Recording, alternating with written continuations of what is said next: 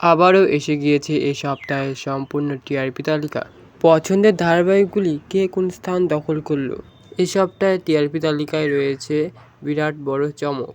দাদামণি, রাঙামতি তীরন্দাজ, কোণে দেখা আলো, এদেরই বা কী অবস্থা? তাহলে চলো দেখে আসা যাক এই সপ্তাহে সম্পূর্ণ টিআরপি তালিকা। এই সপ্তাহে 8.0 টিআরপি নিয়ে সবাইকে হারিয়ে প্রথম স্থান দখল করলো প্রফেসর বিদ্যা ব্যানার্জি। দ্বিতীয় স্থানে আছে পরশুরাম আজকের নায়ক, যার টিআরপি 7.7।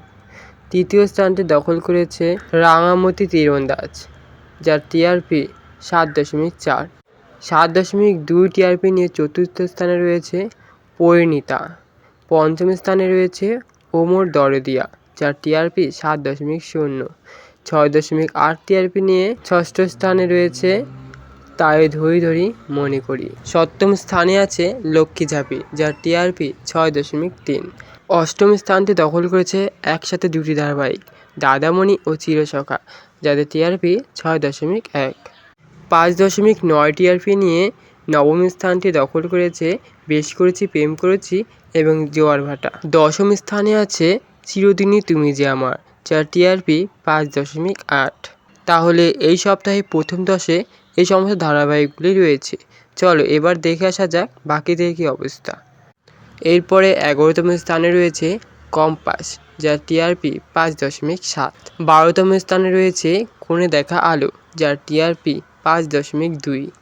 5.0 টিআরপি নিয়ে 13তম স্থানে রয়েছে তুই আমার হিরো। 14তম স্থানে রয়েছে কুসুম, যার টিআরপি 4.5। 15তম স্থানে রয়েছে মিলন হবে কতদিনে এবং গৃহপ্রবেশ, যাদের টিআরপি 4.4।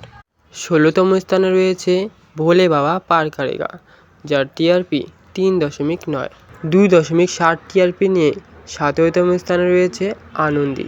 18তম স্থানে গৃহপ্রবেশ এবং শুভ বিবাহ, যাদের টিআরপি 2.6।